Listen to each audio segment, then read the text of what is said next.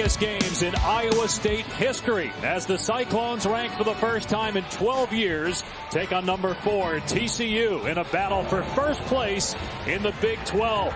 Iowa State has been one of the biggest surprises in college football. Beat a top 5 team on the road for the first time in school history just 3 weeks ago, knocking off the Sooners in Norman. Kyle Kemp making his first career start. Throws a touchdown pass to Alan Lazard, one of 3 TD passes for Kemp on the day, as Iowa State knocks off then number 3 OU.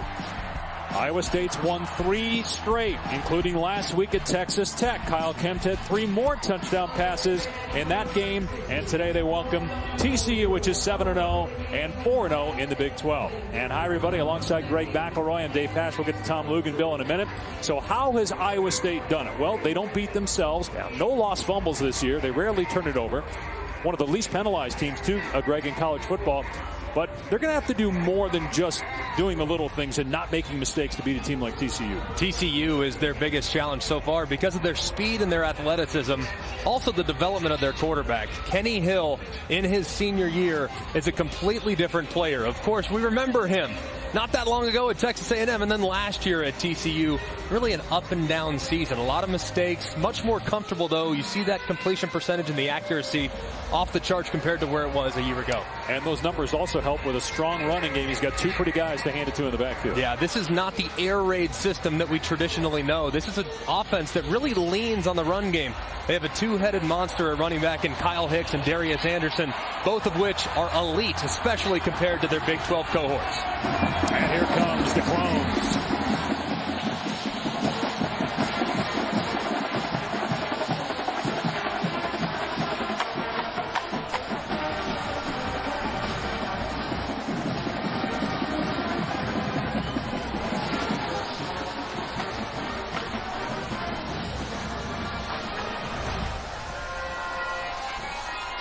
Well, the guy that has embodied Iowa State's success this season is Joel Lanning. With more on him, let's bring in Tom. You know, guys, it can be so cliched when you talk about changing the culture. But if you're going to be in this position in your Iowa State, that's exactly what Joel Lanning has done to this football team. Consider the faith and trust that he put in Matt Campbell and his staff, who've been here for 1 year. They come to him and they say, you know what? You're no longer going to be our quarterback. You're now going to be our middle linebacker. You're going to lead our defense. And in doing so, not only did it change the locker room, the building, it changed this stadium, and it brought this team to a 5-2 record. And now they've got a new quarterback in Kyle Kemp, hoping to get his 4th win here today against a TCU team poised for a college football playoff run. It's the first home game, Tom, between ranked teams here in Ames since 2002 when Iowa State beat Nebraska. And that's their only win all time in ranked matchups, believe it or not. So Kyle Kemp, former walk-on and former Oregon State quarterback.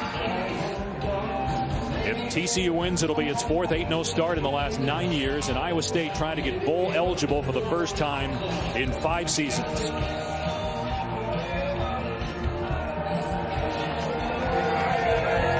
Give me a couple things that you're looking for outside of what we discussed in the open about the running backs for TCU, the play of Kenny Hill. What about the big receivers for Iowa State against some small corners? Is that a matchup to watch, Greg? That is. Watch these receivers for Iowa State. They have so much length on the perimeter with Hakeem Butler, who's 6'6", and the aforementioned Alan Lazard, who's 6'5", 2 tight ends that are 6'7" and change. This is a long team that are trying to make sure that they can create matchups on the perimeter, and they're going to get a chance to do so first here in this big matchup in Ames. Iowa State gets the ball first, and running it out of the end zone is Landon Akers. And Akers past the 25-yard line. Well, we talked about Kyle Kemp. Like Matt Campbell as head coach, he's from Massillon High School, but he goes to college all the way out west to Oregon State, where he just last 2 years, and then goes to junior college in Kansas. Matt Campbell tried to get him at Toledo when he was there. And now they are reunited as a 5th-year senior playing for Campbell here as the Cyclones are ranked for the first time since 2005. Can he do it again today and get to 4-0 as a starter? Talked about TCU's running game. Iowa State's got an excellent running back in David Montgomery. We'll get the call here on the first play, and he's past the 30. Gets about 7 yards. When you watch film on Kyle Kemp, what do you see, Greg? He knows what his strengths and weaknesses are. He doesn't try to do too much. So many quarterbacks at the college level, they say, you know what, I was a gifted player in high school. I can make that throw. He's not willing to take those chances. He knows what his team needs from him to be successful. Thrown just the 1 pick on the season. Out of an empty set here, he'll throw it for the first time. And there's Allen Lazard. He couldn't hang on, though. Normally sure-handed, 42 consecutive games with a catch. That's #1 among active players in the country. Jeff Gladney was in coverage and maybe got a piece of it there at the end. Ball just a little bit too high. Even though Lazard is 6'5", those throws over the middle, even the biggest receivers have a tendency to look out in front of them to make sure they're not going to get hit from an inside presence. One he's got to bring down, though, for sure. Look at how crowded the box is. TCU's got 10 guys there. Iowa State going to spread it out. Montgomery leaving the backfield. Kemp to the air on 3rd down. Gets hit and sacked. Back at the 35-yard line. They brought Ennis Gaines, a safety. He got back there, and it's 3 and out for the Cyclones. So Iowa State wastes a good first down play, and now they got to kick it to Kevontae Turpin. That was his 90-yard punt return for a touchdown against Kansas. He actually went over 100 because he went forward about 5 yards and ran back to the 3. He's got 3 of them over the course of his career. He's a human highlight reel. Colin Downing is the punter. He actually said he was looking forward to kicking to Turpin this week.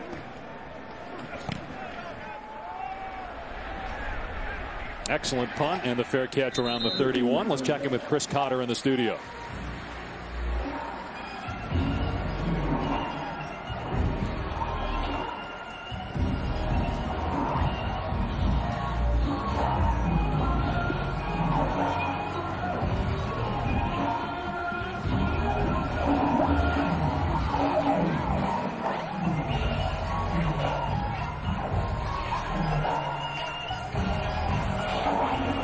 So TCU's offense on the field for the first time. Kenny Hill, senior from Southlake, Texas, threw 5 touchdown passes last week against Kansas.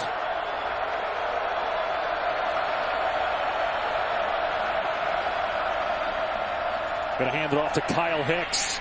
And a good run on first down out to the 38, picking up 7 yards.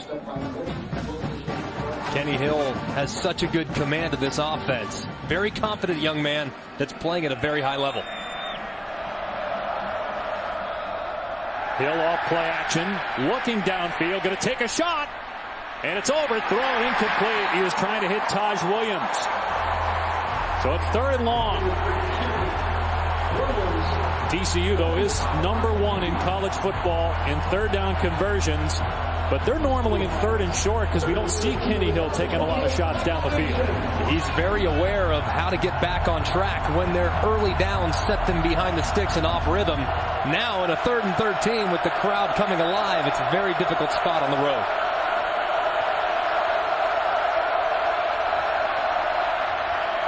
Hill with a ton of time, going to throw it underneath. Here's John Diarse, and fighting for yardage, but he's going to come up well short of the line to gain. You could see Iowa State, they were not going to let anybody throw it past the sticks, so TCU goes 3 and out. Drop 9 right there by Iowa State.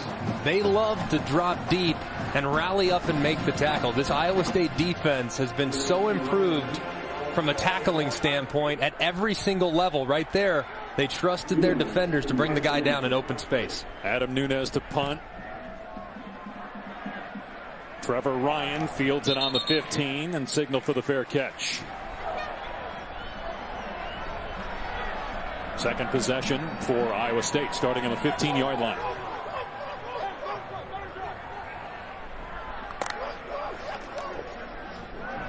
And out in space it goes to Deshaunte Jones, who gets the first down. Picks up close to 16 yards. Jones with his 15th catch. Nice, easy completion to get Kemp going. Missed the first throw of the game high. Now on the second drive, getting in a rhythm. Montgomery on the catch, and he doesn't get much. Wrapped up immediately by Nick Orr, a 3-year starter on defense for TCU, so no gain on that play. Hey, Greg, watching from the sideline on the last 2 series for Iowa State, very interesting. They run like 20 players onto the field and bunch up so that TCU's coaches can't get an idea of what their personnel is when they're trying to substitute when they start off each series. Very savvy by Iowa State offensively. They do all the little things right, Tom, including making life difficult on the opposing coaching staff.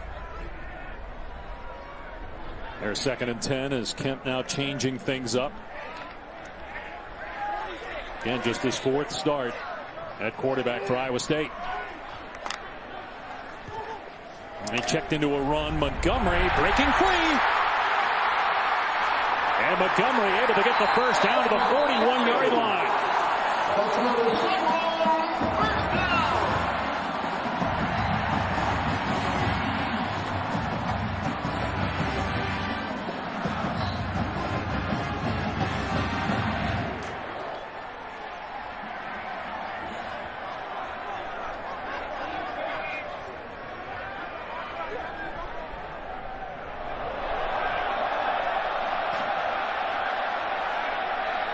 Welcome to those of you that watch Oklahoma State beat West Virginia on the direct snap. David Montgomery for Iowa State out to the 48-yard line in this battle for first place in the Big 12. It's one of the biggest games in Iowa State history, playing a top 5 team here at home.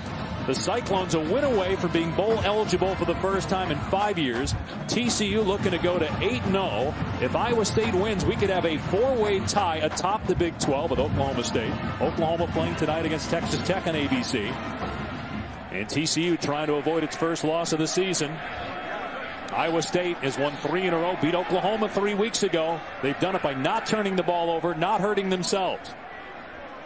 TCU has been great on the road, won in Stillwater about a month ago as Montgomery gets the call on 2nd and 3 and is taken down at the line of scrimmage.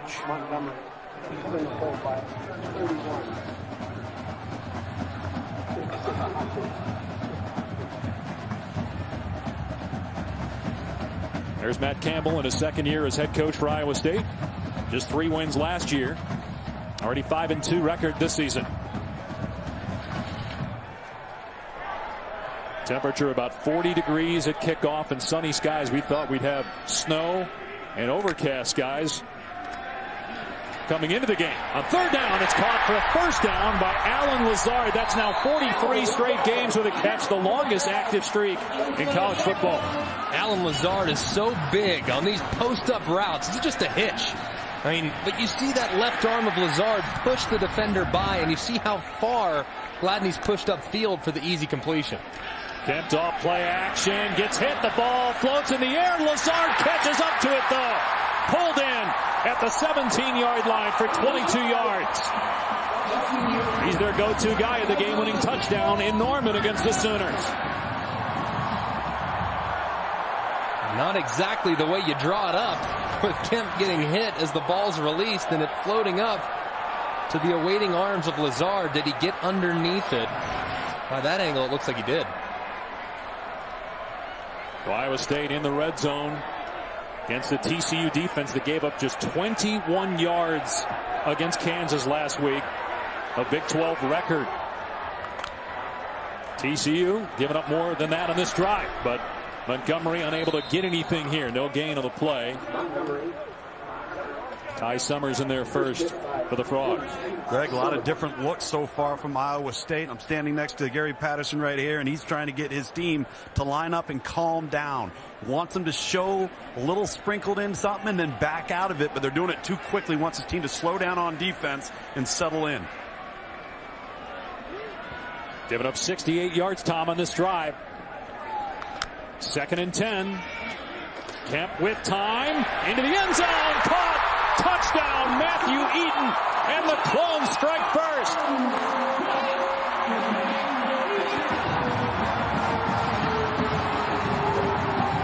How about this kid, Kyle Kemp? Walk-on, 5th-year senior, making his 4th start in a row. That's his 8th touchdown pass of the year.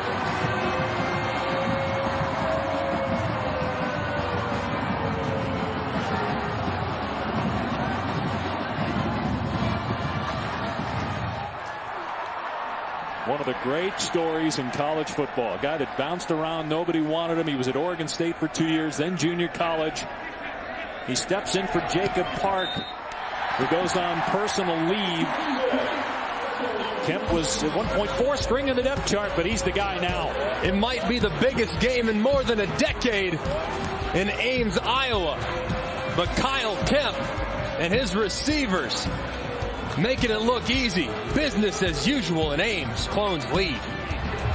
Here in Ames, Iowa, packed house to watch the Cyclones and number 4 TCU. And a great start for Kyle Kemp, who was 5 of 5 on that drive for 65 yards and a touchdown. Iowa State striking first. Short kickoff fielded by Cavante Turpin, one of the dangerous return men in the game, but not on that one. Smoked at the 14-yard line. Well, Joel Lanning from Ankeny, Iowa, was a football player, baseball player, wrestler, lettered in track, and he was the starting quarterback here at Iowa State the last 2 years. But guess what? They moved him to middle linebacker, and that probably doesn't happen in Alabama, Greg. Not the normal transition that you occasionally see in college football. He's been the heart and soul of their team, though. Anderson able to break a tackle and get positive yardage, a gain of about 5 on the play. The Lanning family is here. Ankeny's about a 25-30 minute drive. Lanning also plays special teams. He's played over 220 snaps the last 3 games. Also gets in there quarterback to run the ball on occasion.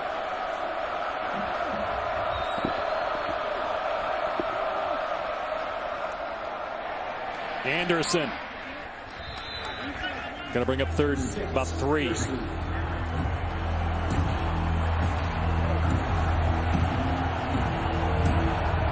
Lanning is just such a special young man. He's a big reason why Iowa State is in the position that they're in, knocking on the door of first place. They're up against a very talented offense on the other side for the Horned Frogs. TCU number 1 in the country in third down conversions. 0 for 2 today, though, because of third and long. This is much easier, 3rd and 3. And they're going to keep it on the ground, and they don't get it. It's their 235-pound back. They love to give it to in those situations. But Joel Lanning knocking down Alana Lua short of the line to gain. Look at Lanning. Just peeling right off the edge of number 70. Wagwu, and making the play at the line of scrimmage. What a great stop by this Clone defense against a highly potent third down offense for the Frogs. Snap was high, and also Penn State up 14-0 on Ohio State. Lazard lets that one go, and it'll be down near the 10-yard line. Had a little trouble with the snap, and so the handoff to Montgomery a little delayed, and there's nothing there. That front for TCU, pretty good. Plus, Isahaku, his safety, was in the box that time and made the hit. I mean, you think you're going to have, obviously, Alabama, the way Georgia's going. So, if Notre Dame somehow gets in, and they can't lose another game. They got NC State today. They got Miami in a couple weeks on the road. They still have Stanford. Play action here for Kemp, taking a shot, single coverage, and it's almost caught. Lazard couldn't hang on. They went at Tejada again, but it's third down. You think Iowa State has located a matchup that they think is favorable towards them? Lazard against Tejada. And pretty good coverage by Tejada, getting that right arm up. Of course, giving up several inches, 6 to be exact, to Lazard on the perimeter. That's about as good as you can defend it. A little higher throw, though, and Lazard still might come down with it. That's the game plan. Throw it up to the big guys on the outside. Let him make plays. Kemp looking again, and it's caught for a first down. Butler at 6'6", and look at him break tackles. Out to the 28-yard line, picking up 17. When you're 6'6", 220 pounds, falling forward is something that you should expect to do. He got hit a couple times, bounced around, picked up some nice yards after catch for the big conversion. Outstanding first quarter from Iowa State, in particular their wide receivers on the edge. The Cyclones lead it 7-0 after one quarter here in Ames. We'll be back after this message and a word from our ABC stations. Well, Iowa State's wins over Oklahoma and Texas Tech, they were down in those games. They trailed Oklahoma 14-0. Today against number 4 TCU, Matt Campbell's team striking first with Kyle Kemp's touchdown pass. So it's 7-0 Cyclones as we start the second quarter. First home game between ranked teams in 15 years for Iowa State. And pass underneath Jones, slammed to the ground by Traven Howard, their leader in tacklers for the tackles for the third straight season. So they only get a couple yards back. Actually lose a couple yards, 2nd and 17. Yeah, that is not something that Iowa State wants to do consistently. Throwing the ball sideline to sideline. With their length and the advantage that they have on the perimeter, they need to go north and south down the field. TCU, if you start going sideline to sideline, that plays right into their strength, their athleticism and speed.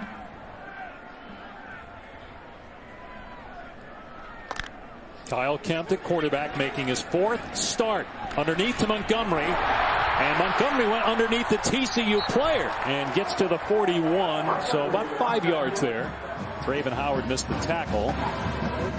Still 3rd and long. 3rd and 12 for Iowa State. Battle for first place in the Big 12. Oklahoma State earlier on ABC beat West Virginia. So the Cowboys are 4-1. Iowa State trying to get to 4-1.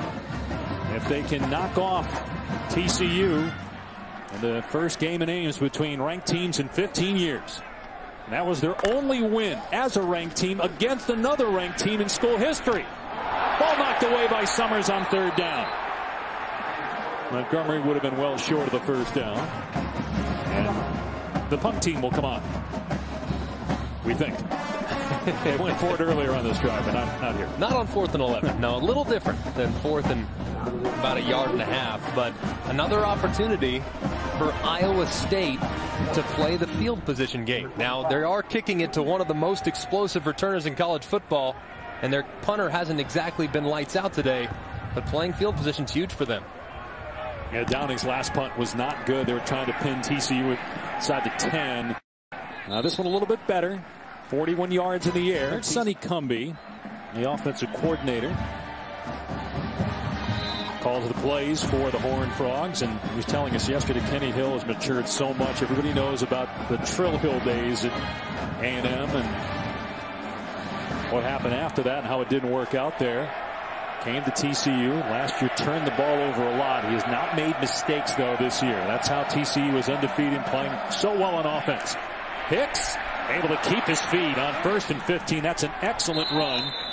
And shoved out of bounds. Looked like it was late by Wilkerson. Hicks didn't like that. A little extracurricular, but Kenny Hill back to what he's done over the course of his college career. He's always had the talent. Was the 5A player of the year in the state of Texas at South Lake Carroll. Have to mention them. Being the former Dragon myself, he's done a tremendous job really taking what the offense has given him, understanding all the outlets, allowing his running backs to be the focal point, getting the ball out of his hands quickly, and not making the critical errors that have plagued him up to this point of his college career. Big hole for Hicks on 2nd and 9. Beautiful moves, getting the first down. We talked about his importance, and you saw it on that play. Beautiful jump cuts, and it's a gain of 23. Look at this. Sideline. Back and forth, jump cut, avoid. Hicks showing off why he was one of the best backs in the Big 12 last year. They hand it off to Darius Anderson. He almost got all of it back on that one play. 16 yards to the 39-yard line for Darius Anderson, the leading rusher this year. He had over 200 yards and 3 touchdowns in the win against Oklahoma State. He's going to get hit, though, in the backfield and spilled at the 42 by J.D. Wagner. 3rd down. Just when you start to think TCU is going to get it going, they take a step back. Whether it be with a first down penalty or a tackle for loss on 2nd down after a really nice gain, This offense has had a real difficult time establishing any rhythm to this point.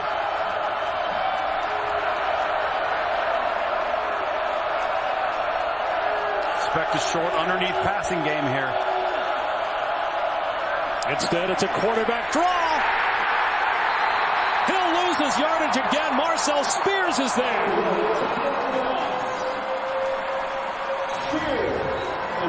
And you'll see, just pulling for the edge.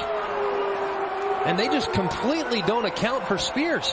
Look at number 70, Awagwu. His head was down. He loses sight of number 42, Spears, and it results in an easy tackle for a loss. The numbers were good. Everything was fine for TCU. Just really poorly executed by their offensive line that has been so improved throughout the first 7 games of this season. Nunez to punt, looking to pin Iowa State inside the 20. And I think that hit a TCU player in the helmet, goes out of bounds at the 12-yard line. It hit Vernon Scott, guys, right on the helmet there at about the 19. You can almost feel, guys, even though Joe Lanning was out of the game those last 2 plays, his spirit was still on the field with those tackles for a loss. Iowa State getting all the breaks here in the first half.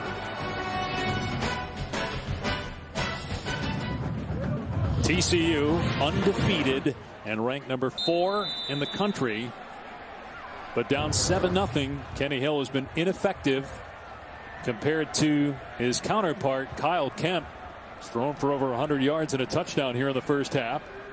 Iowa State getting the ball where it went off the helmet of Scott at the 18, and Kemp throwing it downfield into traffic, and it's knocked away by the receiver Murdoch, breaking up what would have been an interception by Markel Simmons.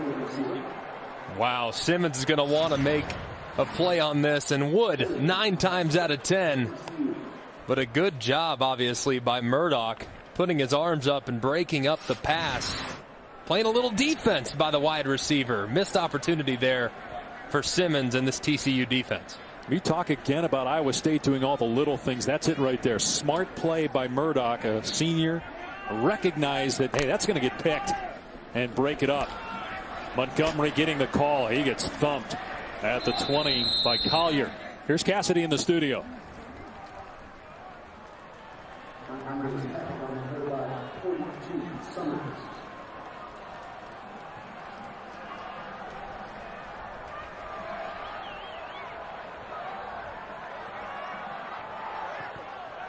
NC State's only loss of the season, the opener against South Carolina. Notre Dame's only loss at home against Georgia. So both teams still in the playoff mix with the rankings coming out Tuesday. Kemp hit as he throws. Incomplete. And a flag down at the 31. But Kemp is down. Ty Summers hit him. Pass interference. Defense number 11. Ball's placed at the spot of the foul. Automatic first down. They're not shy at going at Tejada. That's it 5 or 6 times. As you watch the hit by Summers on Kemp. How about the toughness by Kemp, knowing that he's staring down the barrel of a loaded gun, taking the hit and throwing it up to at least try to give his 6'5" wide receiver a chance. And you see all the contact in the world. That's an easy call for the official, and a big first down for Iowa State.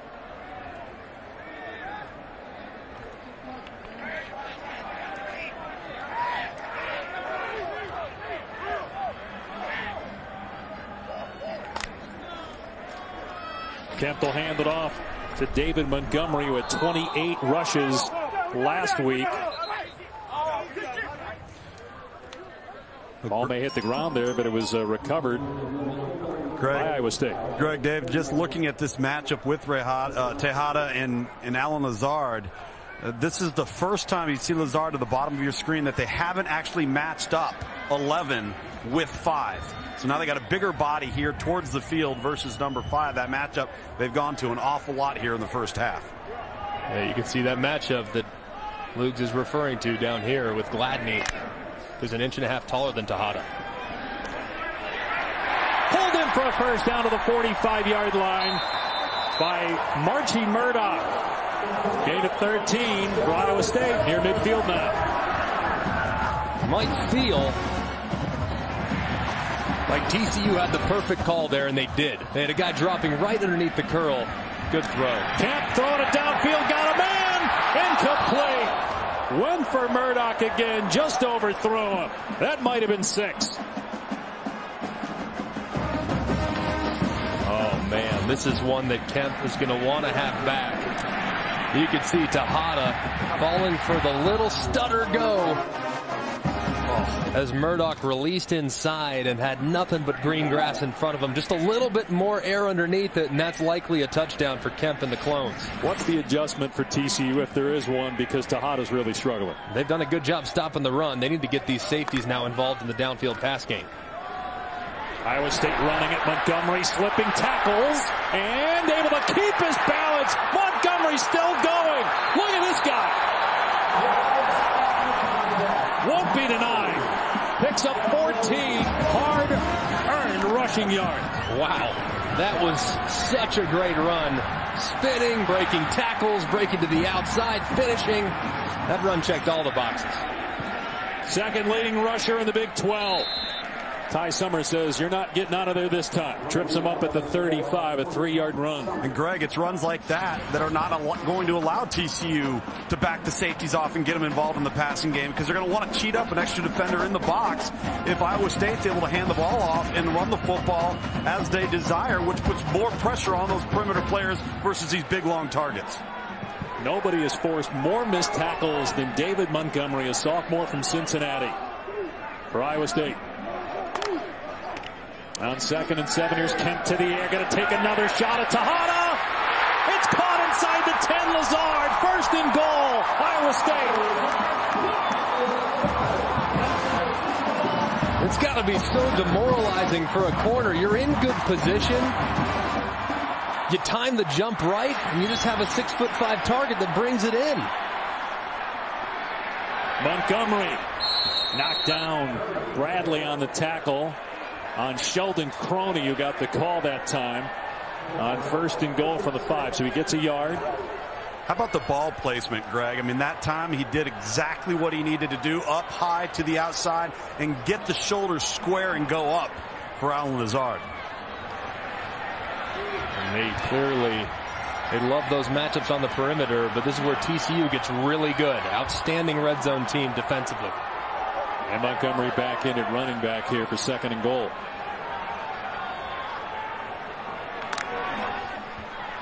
Kemp will throw. Fade pattern. Overthrown.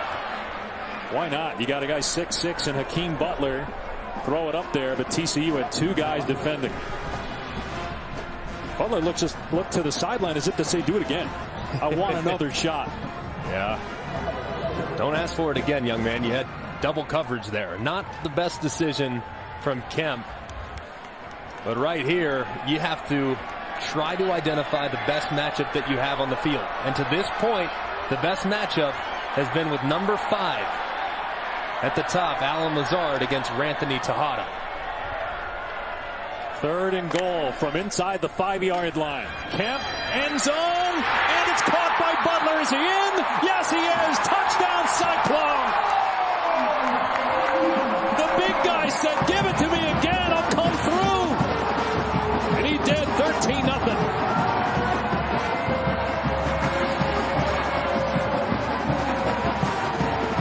See if he caught the ball, secured the catch, and got a foot down. The foot is down clearly, and that ball doesn't budge. What a catch. That foot. Yep, it looks as though that toe is down with little room to spare. It was a great throw by Kyle Kemp, too. Back shoulder high where his 6'6" receiver could catch it. That's tough to cover, even on Sundays. And it's 14-0 Iowa State. I don't know if you want Bama, but you'll take this. This is good if you're a Cyclone fan. It's a good start. Long way to go. And when we return, Kevin Nagani, Matt Brown, Booger McFarland, the Capital One halftime report after this message. A word from our ABC stations. Can Iowa State do it again? 3 weeks ago, they knocked off Oklahoma in Norman, beating a top 5 team on the road for the first time in school history. And they have TCU down 14 points. Kyle Kemp, who made his first career start as a fifth-year senior walk-on in Norman. He's unbeaten, trying to get to 4-0. TCU will get the ball first here in the third quarter. Devontae Turpin from the 6-yard line. He's been quiet so far in this one, but here he goes. Turpin at the 40. Foot race is on, and it's no contest. Turpin all the way. Touchdown, TCU. A 90-yard punt return for a score last week. This is a kick return, 95 yards. What a way to start the second half for the Horned Frogs.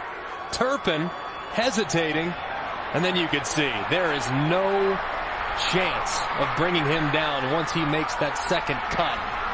The kicker tried. He turned him around from 10 yards away, and it was nothing but wide open spaces in front of Turpin, and he accelerates for a huge play for this Horned Frog team that struggled so mightily throughout the course of the first two quarters. Think about it, Greg. Iowa State, they let the fans go back to tailgate at halftime, let them leave the stadium, come back in. They're all jacked up. They're up 14-0 on number 4. And in 12 seconds, the place goes dead silent because of that guy. You could see. I mean, look at how he sets up the blocks, and then look at how quick and sudden that last juke was. There was only one defender in front of him, and it was the kicker, and he had absolutely no chance. Right here. Gone. And there is no catching Devontae Turpin. He is one of the most electric players in college football. Has dealt with some adversity over the course of his career. Missed a lot of time last year. But he's having a heck of a season here for the Horned Frogs, and he breaks through for a big touchdown to seize momentum at the start of the second half.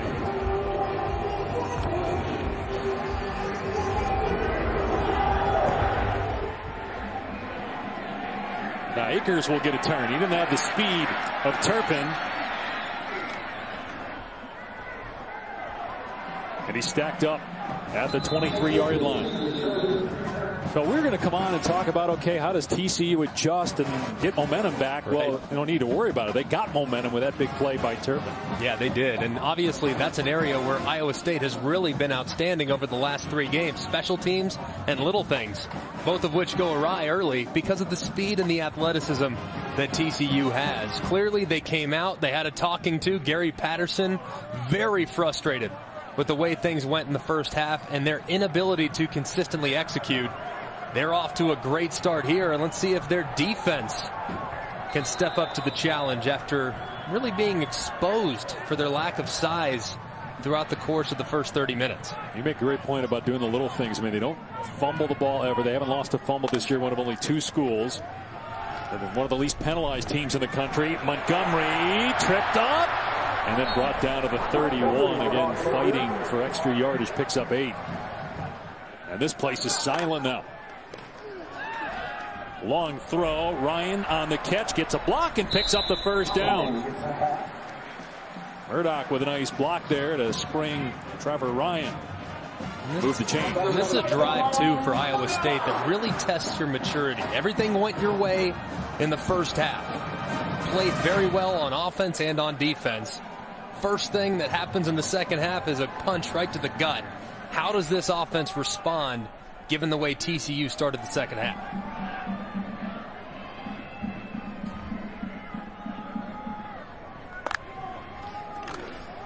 Montgomery straight ahead, brought down to the 37 by Traven Howard. And when we asked Matt Campbell, the Iowa State head coach, how did you do it? How did you beat Oklahoma? How did you win 3 straight? He said, it's all about our seniors. It's these guys. And I know it's so cliche, but it is true. They don't get too high, don't get too low. Every day is the same. And the players set that tone here in Ames. There's been so much hype about this maybe being the biggest home game ever. Yeah, they beat number 2 Oklahoma State back in 2011, but Iowa State was unranked then. Single coverage. Murdoch on the back shoulder. Can't pull it in. Jeff Gladney in coverage. One of the few times you've seen a deep ball for Iowa State fall incomplete. Trying to find Murdoch, who is not the biggest target for this Iowa State team. He's working against Gladney, number 12, who's one of the biggest corners that TCU has. The ball gets into Murdoch's chest, and he's unable to bring it down. That's a play you got to make if you're trying to pull a huge upset. Iowa State 3 of 7 on 3rd down, but this is 3rd and long. Pressure off the edge. Kemp gets smoked by Matt Boson. Boy, Jake Campos, the left tackle, looking to the sideline. Mental error there. Yeah, so what a start right here. Just right off the edge. Campos doesn't even have a chance to get out of his stance. I mean, look how quickly Boson runs right around him and hits Kemp for the sack. Few mistakes early for Iowa State. Not being able to get out of their stance, had an injury to their right tackle, give up a big kickoff return. Hasn't been the start that Matt Campbell and his coaching staff envisioned. And Downing trying to keep it away from Cavante Turpin, and it's a poor punt. Only 31 yards by Downing. This TCU offense is all about timing. And right now, Iowa State has opted to go with a 3-man rush. That's what they've done throughout the entire first half. And they found different ways of getting to it. In this particular case, they have 2 guys walked up over the guards trying to get isolations. They put some speed on the perimeter. And Kenny Hill just hasn't been able to find his receivers in the same level of timing and rhythm that we usually see. He's been a little off the mark. Let's see if he can dial in. They hand it off Kyle Hicks. And Hicks brought down to the 46-yard line. Good tackle by Payne. Hicks so dangerous in the open field. Gets 5 yards on 1st down. No, defensively, Iowa State, talking to Matt Campbell before this 3rd quarter, he didn't feel like he was pleased with the tackling for defense in Iowa State. I disagree. I think they've tackled very well in keeping the ball in front of them and haven't given up any explosive plays. Well, TCU on pace only for 300 yards of offense. The one explosive play they gave up was on special teams. Hicks trying to fight for yardage, stood up by Cotton Moya, and Spears at the 48, about 2.5 yards shy of a 1st down. Big 3rd down for TCU, which is number 1 in the country coming into today in 3rd down conversions, but just 2 of 7 in this game.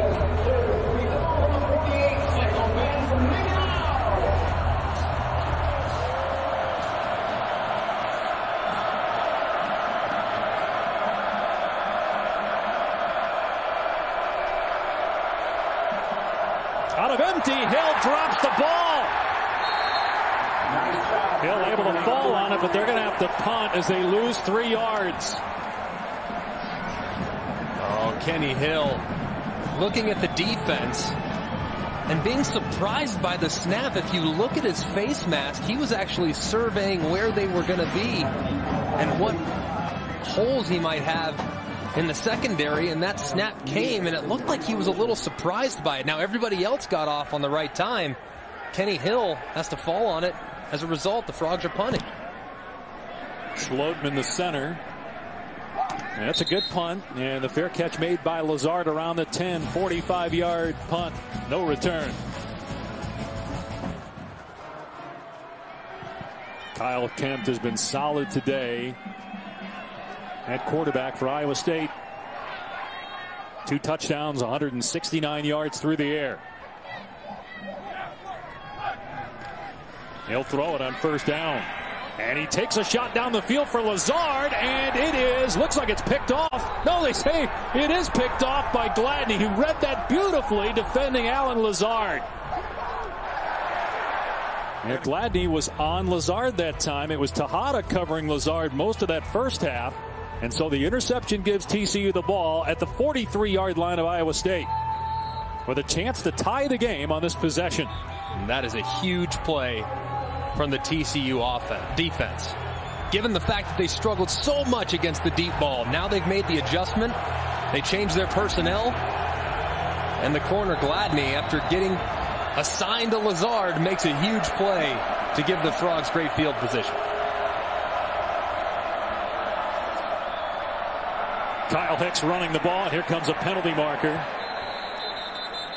Gain of 4. Let's see what this call is about. Illegal use of hands to the face. Defense. Number 76, 15-yard penalty from the end of the play. Automatic first down. Ray Lima. And again, you don't normally see Iowa State make these kinds of mistakes. That's a huge foul by Lima, putting the ball at the 24-yard line. And the second time they've called hands to the face on the Clones defense. A huge penalty. TCU has all the momentum right now. Right on the heels of the red zone.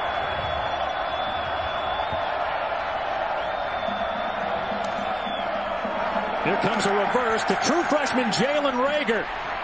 Read beautifully by Iowa State.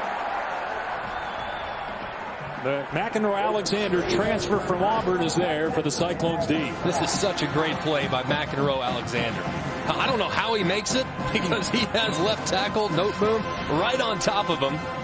And he just slides underneath it and makes the tackle sitting down on the ground. That's just a tremendous effort and somewhat fortuitous for Alexander as he brings down Rager. Gain of 1 out of the pistol. Kenny Hill will throw. Has time and dumps it off to Hicks.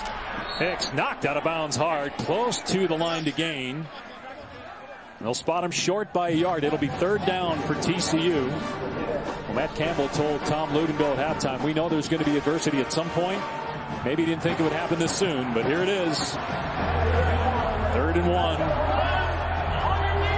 on the 15. And potential 4-down territory, I think, too, for TCU. You have so much momentum. Everything that you've done so far in this half has gone right. So even if you're short here by using the Wildcat, it's a possibility of going for it again on the next down. Yeah, Darius Anderson gets the direct snap. He's got a couple of big guys blocking for him, and he got the first down to the 10. They brought in a couple extra tight ends. Ran right behind him on the direct snap. That play right there was all because Kenny Hill was smart on 2nd down. At 2nd and 9, after a nice play by Alexander on 1st down on the reverse, he decides to check it down. Old Kenny Hill would have tried to throw it, get it all back on 2nd down. He checks it down. They gain 8. You can run it on 3rd and 1. It's exactly what they do, and Anderson picks up a huge first down. Hicks pushing the pile. They blow it dead. That's a great point. I'll go back to what you said about Kenny Hill, because remember at Texas A&M it was Kenny Trill, and he got in trouble there, got suspended, eventually transferred, and last year made a lot of mistakes, but they've talked a lot about his maturity, and he's even said, look, when I was at A&M, I just wanted the game to get over with so I could figure out what I was doing after the game. TCU has a lot of work to do, though. Down 14-7, but in position here to maybe tie the game. 2nd and 6. Hill off play action. Lobs it in the air, incomplete. Well, Jamal Johnson, I think, impacted that play because off play action, he was right there in the backfield in the face of Hill, who tried to hit Cole Hunt and overthrow him. No, there's no doubt. Just poor play up front by the center, Schlotman. Overstepped that gap and allowed the free rusher here. If I'm TCU, I'm going to get the ball out on the perimeter to Turpin, who's lined up at number 3 in the slot. And there it is. Instead, it's a pick. Intercepted on the 1-yard line by Peavy, who's taking it back. He's got help from teammates. Kenny Hill to beat.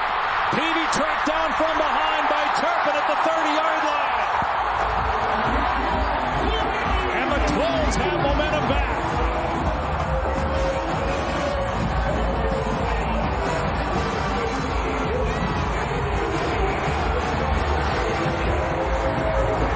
You can see Turpin on the left side of your screen. He's just running an out route. And Kenny Hill completely misses the throw way inside, right into the waiting hands of Peavy, and he has nothing but green grass in front. Just an inaccurate throw, going to the correct place. Good decision from Kenny Hill, just inaccurate with the execution. And Iowa State's defense comes up huge again. What a play. First pick in the last 116 pass attempts, only the 4th on the year for Hill. A 70-yard return of the interception. Joe Lanning is in at quarterback. Remember, he was the starting quarterback. Moved to middle linebacker He will come in occasionally, and here he is right now as they're inside the 15-yard line. 14 career starts at quarterback. Looking for an emotional lift. He's the guy to go to. But no running room for Lanning. Ty Summers again at the point of attack. Lanning, of course, this is the Land Ram package, as they've coined it here in Ames. Still a capable passer, though, so you can't sell out entirely against the run because Lanning is good at throwing fade balls up the field and does a pretty good job outside the pocket. However, he'll come out here as Kemp heads back into the ball game. And Greg, you know, this is where you got to pay close attention to Kemp because the coaches love his ability to have a short memory. Let's see if he responds from that last decision on the free play because this is the most critical area of the field. And already threw a pick that did count this quarter. Kemp in the pocket, knocked down by Gaines. So it's 3rd and 10 from the TCU 11. First place at stake in the Big 12. Oklahoma State winning earlier, moving to 4-1 in league play. TCU's 4-0. Iowa State 3-1. Oklahoma 3-1. The Sooners play later tonight on ABC against Texas Tech. And in this situation, 3rd and long, if I'm offensive coordinator Tom Manning, I'm thinking the TCU's likely going to back all the way out because they've been hit so many times on jump balls. Maybe a draw or a screen could be the way to get to the pay dirt. Here's 3rd and 10 for Iowa State, and they just play conservatively, handing it off to Montgomery just to take the points, I guess. All right, guys, take a look at these three. Johnny Majors, of course. Jimmy Johnson, as you referenced. All right. And then who? Gene Chizik. Yes. At Auburn. Now, just because we like to do things for the kiddies at home, would you like a fourth? Sure. Pete Carroll, 1978 secondary coach here at Iowa State. Wow. Very good. Meanwhile, Garrett Owens on for a 26-yard field goal attempt to make it a 10-point lead for Iowa State. And it is no good. Wow.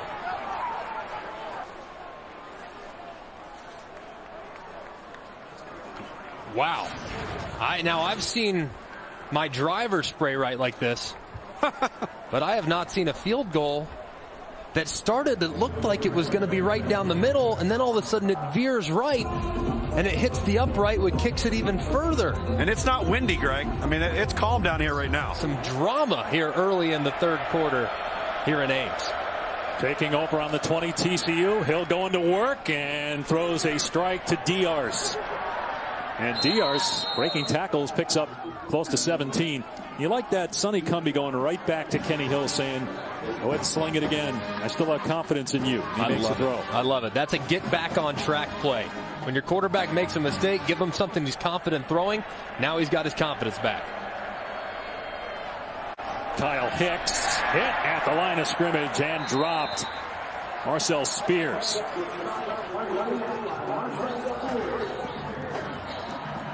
Marcel Spears has been active today. I know Lanning, he gets all the headlines, and rightfully so, with how good he's been. But we'd be remiss if we didn't mention Marcel Spears, number 42, and the day he's had. He's been around the line of scrimmage and made several plays in the run game that's made life tough on the Horned Frogs. Closing in on 3 minutes to go in the 3rd quarter. 2nd and 9 for TCU. Kenny Hill from the pocket. Again, checking it down to Hicks. He'll come up just shy of the line to gain. Goes back to what you're talking about, though. Hill taking what is there. Yeah, so often he would try to throw it downfield, try to get it all back. He loves making that home run throw, but situational awareness is an area in which he struggled so mightily. Now it's a strength. Right there, checking it down, and you have 3rd and 1. You have your entire playbook available to you when you're in a 3rd and 1. That's exactly what Kenny Hill just gave the Horned Frogs. They go back to the Wildcat with Darius Anderson. This worked on the last drive in 3rd and short. They need a yard. Anderson running behind a couple of tight ends, and this time Iowa State makes a play. It's J.D. Wagner. No gain, maybe a loss of 1. 4th down. This is the exact same play they just picked up the 1st down with. And what a job at the point of attack by J.D. Wagner, number 58. crushing Lucas Niang on the right-hand side and making a play in the backfield. Outstanding job by the senior. Nunez to punt. Lazard is the deep man.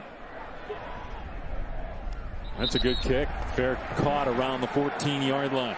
Iowa State's offense back out there. First down on the 14-yard line. Swing pass to Deshaunte Jones. They did this in the first half, and it got good yardage. Jones getting a first down before he's banged out a play by Gladney. 13 yards. What a fourth quarter we have coming up. Iowa State comes out swinging in the first half. Outplays TCU for 30 minutes. TCU answers right back. It takes 12 seconds for them to get on the board in the second half. Just punch, counterpunch, punch, counterpunch, and a few mistakes and fun plays along the way. The fourth quarter to come after this message and a word from our ABC stations. Welcome you back to ABC Saturday afternoon college football presented by Kay Jewelers. Iowa State missed a short field goal in the third quarter that would have given them a 10-point lead. Montgomery slammed to the ground by Banagou. 1-yard pickup. 2nd and 9 for Iowa State.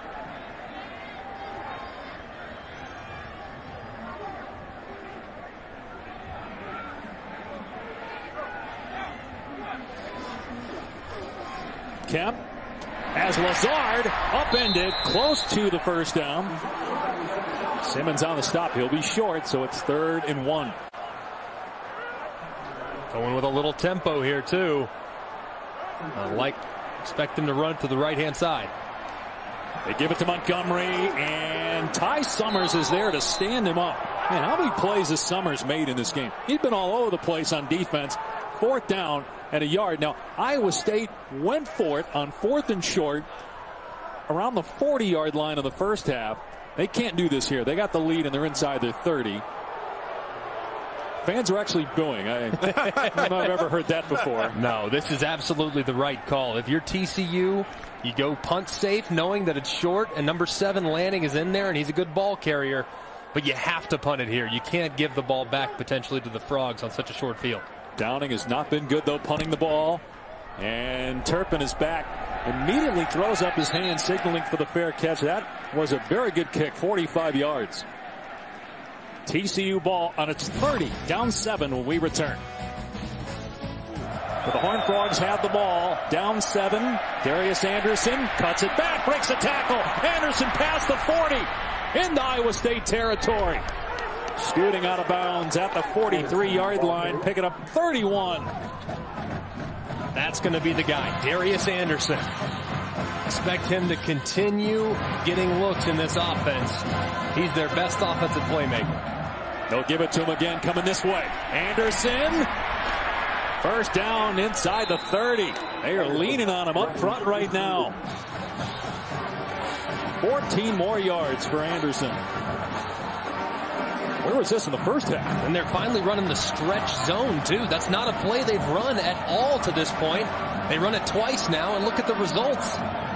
Anderson, on more than one occasion, has put this team on his back. Needs to do it again here with his quarterback, Kenny Hill, really struggling with his accuracy and consistency. 69 yards rushing on just 9 carries for Darius Anderson. 3 straight rushes. Anderson, another big running lane. Puts his head down and makes it to the 22 for 8 more yards. Well, Greg, you keep talking about this tempo. The tempo is coming because they're getting first downs. You don't get first downs, there is no tempo, and this is the biggest difference between the first half and the second half is the ability to be in manageable second and third situations, which is John Haycott, the defensive coordinator at Iowa State's worst nightmare. And Tom, TCU's only run 49 offensive snaps. They just haven't been able to sustain drives. No points on offense. Remember, their touchdown was on special teams to start the second half. Here's Hicks into the secondary, and Hicks dragged down at the 5, plus a late penalty flag was thrown right at the feet of the center, Austin Schlottman. Holding. Offense, number 51. 10-yard penalty. 2nd down. And how many times over the course of this game have we seen TCU get a great run only for it to be called back with a hold? Look at the center, number 51, Schlottman. He's who got called right there. I mean, it looks pretty clean. Yeah. I mean, it looked like his hands were inside, and of course that wasn't the best angle. The officials had a better angle than that, but kind of a ticky-tack call that has now derailed what was a lot of momentum. 2nd and 12. Hill gonna keep. Nowhere to go. He'll lose a yard. Well defended by Everett Edwards. So now it's 3rd down and 13. Nearing 9 minutes to go. Penalties are just so huge. You have 2nd and 2. You've had 4 consecutive plays all on the ground that were successful. You have a hold, and all of a sudden you're at 3rd and 13, and they have not had success on 3rd down by their standard all day long. If I'm Kenny Hill, got to dial in and be as accurate on this throw as I've been at any point throughout today's game.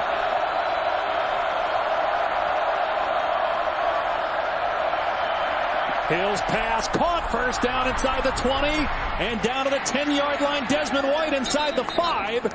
They tackle him around the 3. It'll be 1st and goal. TCU trying to go up tempo here, and now Kenny Hill will settle it down. 1st and goal from the 3. That was a huge play.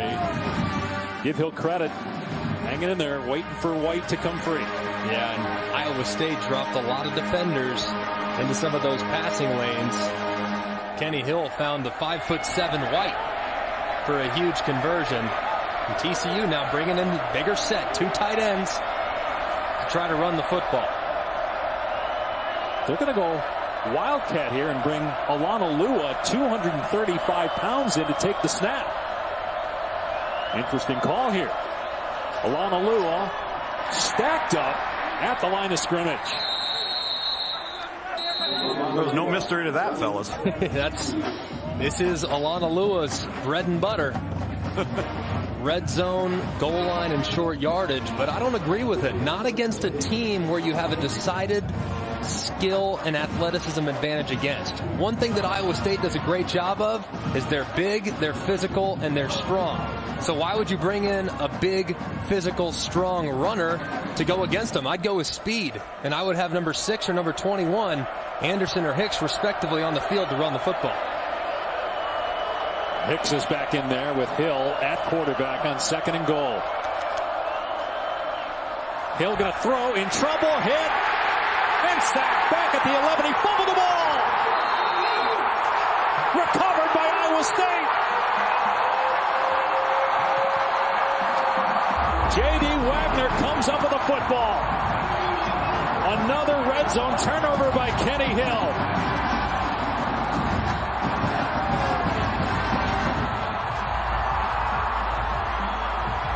It's out.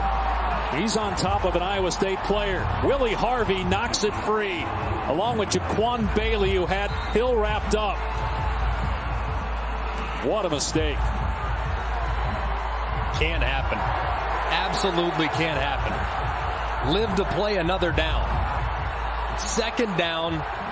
You run the ball to get to this point, so why they're dropping back and throwing it on play action is beyond me. They decide to throw the play action. Nothing's there. Kenny Hill's got one hand on the ball. Big fumble. Biggest play of the game so far by the Iowa State defense. But at what point, though, if you're Sonny Cumbie, do you trust your quarterback not to make that mistake? Kemp's throw, knocked down, incomplete. Glad he makes another play on Lazard, who's been quiet here in the 2nd half. Kenny Hill's got to protect the ball. There's no denying that. But you've done such a good job on that drive leading up to it to get to 1st and goal at the 3 by running the football. Why they would abandon it at that point is beyond me. The only reason why they had to abandon it on 3rd and long earlier is because of a penalty.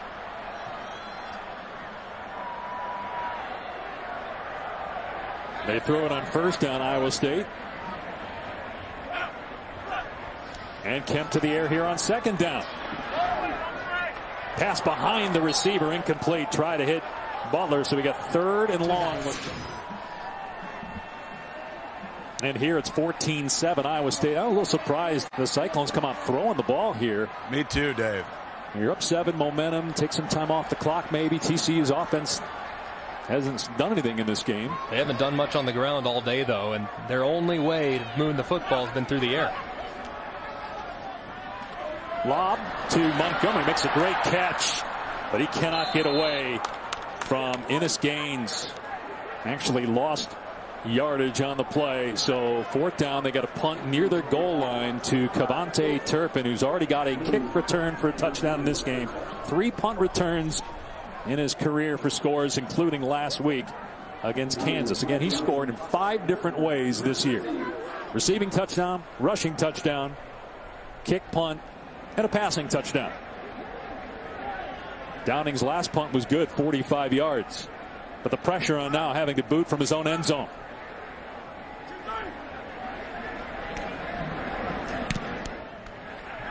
This is a terrific kick. Well done, young man. 49 yards, no return by Turpin.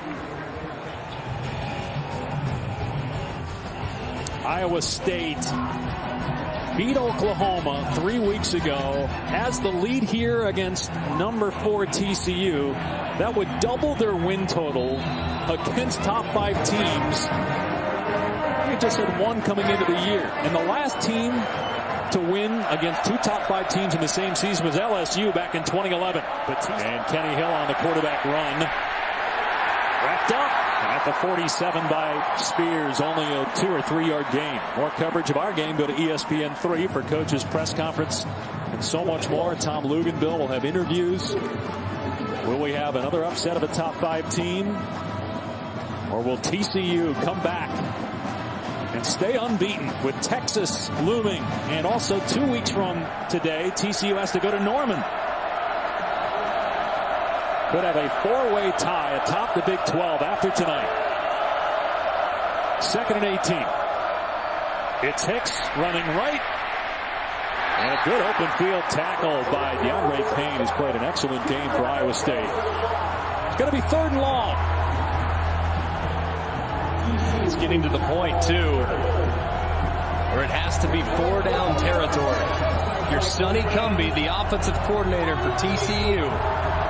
You can think to yourself, I have 2 downs to get it.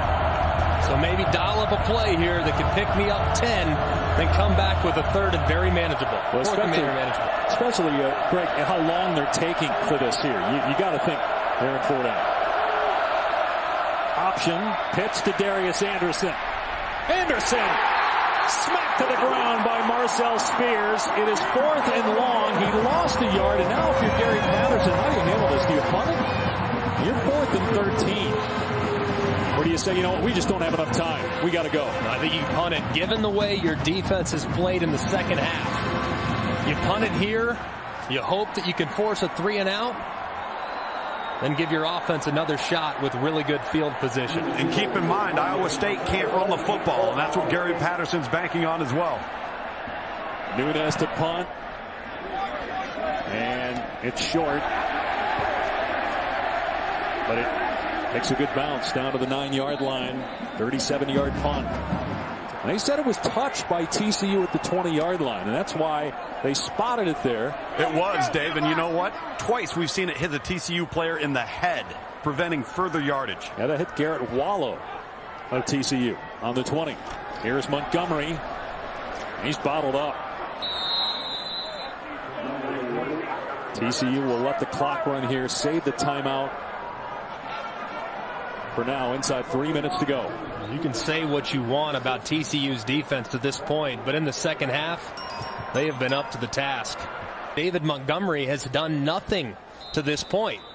He's averaging less than 3 yards a carry against this TCU defense. So you have to generate that rushing attack with the lead, playing 4-minute offense. And with a quarterback that can run it, you pick up an additional blocker, and it's favorable from a numbers standpoint. You saw there the false start. His cadence different than Kyle Kemp. 2nd and 15.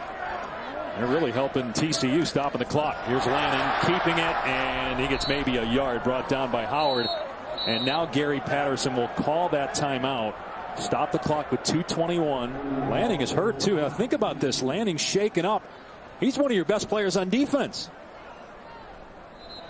Iowa State's lost 11 straight home games to ranked foes, going back to the win against number 2 Oklahoma State 2011. Kyle Kemp back in. So you got to figure you got to let him throw the ball here, right? I mean, you get a first down, the game's over. I would still run it. Lean towards running the football, or a very high percentage completion that is almost impossible for it to fall incomplete. So I would definitely run it, knowing that TCU is out of timeouts. TCU showing blitz. They will keep it on the ground. Montgomery going to get taken down after a gain of 1. So that'll take the clock down to about 1:35 as Ty Summers makes another play. That'll be enough time for TCU, and it's been an up and down day for the punter Colin Downing. Kenny Hill knows he'll get one more crack at it. 2 turnovers in the red zone.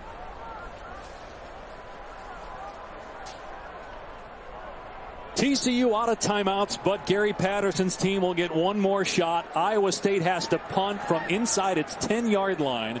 Cavante Turpin, already a kick return for a touchdown. The punter Colin Downing's last 2 kicks were very good. Going to try to keep it away from Turpin here. And he does. It takes a sideways hop, though. And Iowa State downs it at the 47. A 36-yard punt. TCU will have the ball near midfield. Joel Lanning coming on the field, guys. Defensively, Matt Campbell was looking all over the place on the sideline for big number 7. Looks like he's healthy, good to go.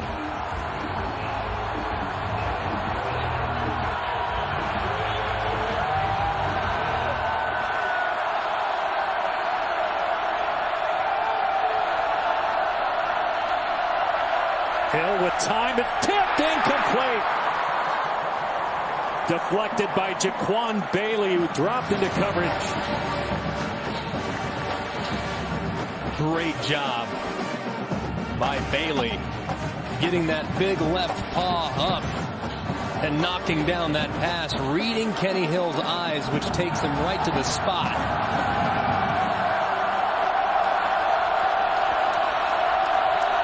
Hill on 2nd and 10.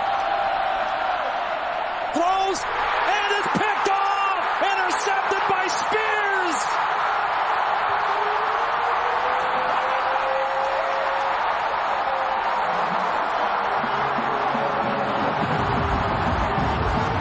And TCU can't stop the clock anymore.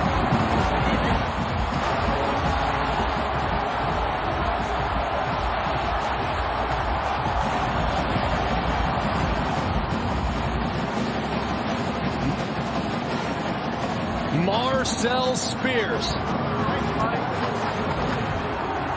the sophomore that has done everything for the Cyclones today, steps up and makes the biggest play of the ball game.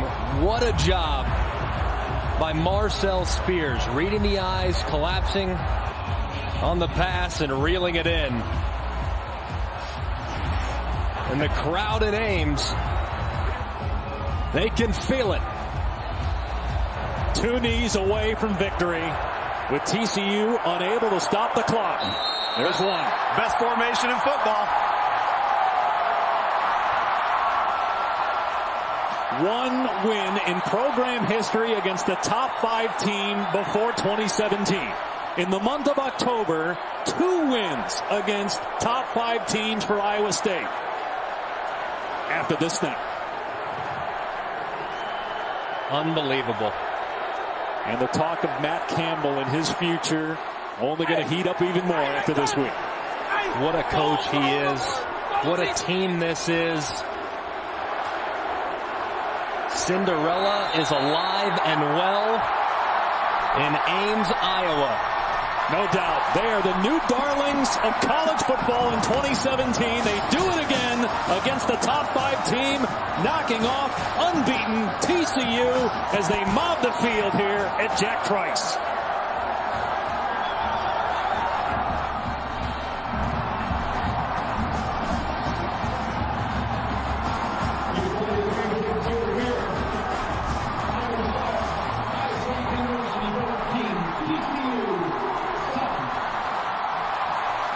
Tom is with Matt Campbell.